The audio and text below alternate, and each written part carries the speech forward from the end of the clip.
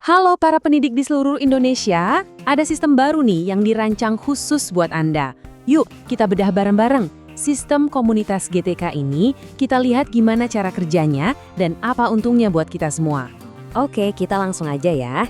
Jadi, sistem komunitas guru dan tenaga kependidikan atau kita singkat GTK, sekarang punya alur pendaftaran dan verifikasi yang jauh lebih rapi.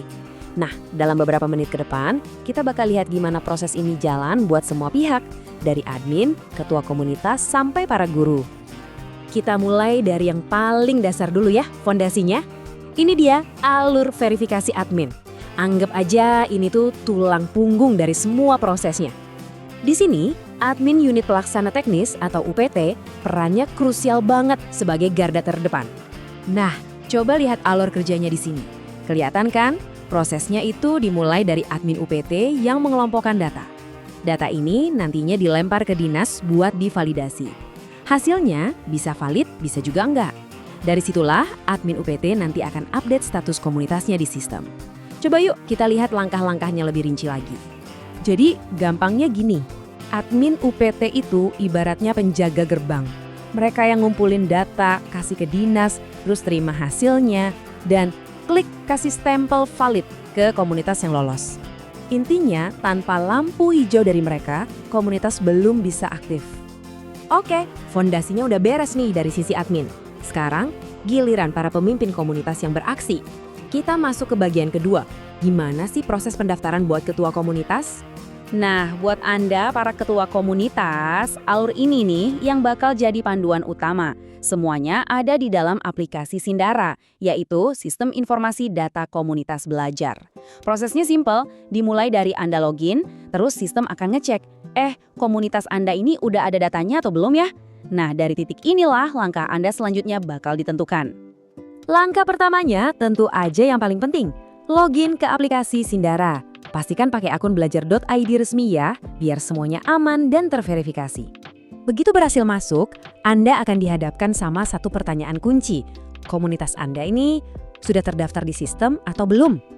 Nah, jawaban Anda ini bakal nentuin Anda masuk ke jalur A atau jalur B. Nah, disinilah jalurnya bercabang. Kalau ternyata komunitas Anda sudah ada, gampang. Tugas Anda tinggal melengkapi data-data yang mungkin masih kurang. Tapi, kalau ini komunitas baru, berarti Anda harus mulai dari nol ya. Tambah ajuan baru, terus unggah dokumen yang paling penting, surat keputusan atau SK. Nah, buat yang di jalur komunitas baru, ada beberapa hal yang harus disiapin nih. Anggap aja ini checklistnya.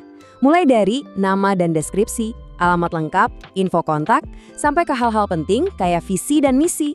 Sistem bakal minta semuanya biar profil komunitas Anda lengkap. Nah, ini tolong perhatikan baik-baik. Ini langkah yang wajib hukumnya, nggak bisa ditawar.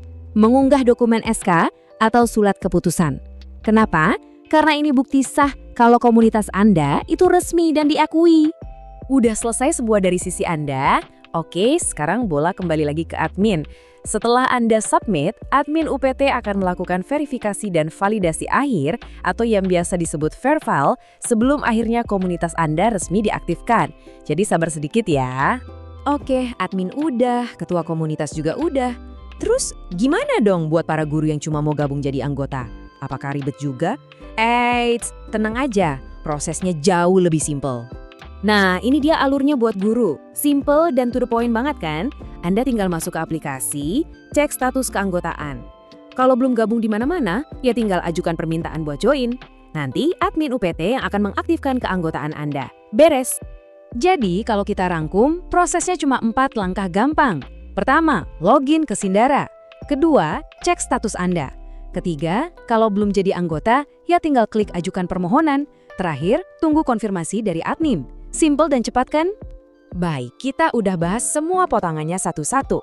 Sekarang yuk kita rangkai lagi jadi satu gambaran utuh. Di bagian terakhir ini, kita akan simpulkan siapa melakukan apa di dalam sistem ini biar makin jelas. Lihat tabel ini ringkasan paling gampangnya.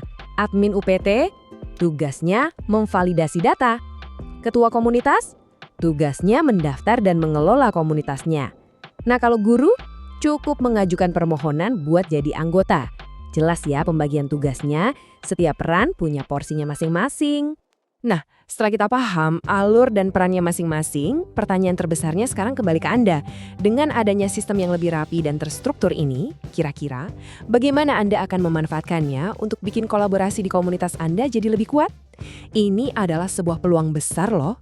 Coba direnungkan potensinya.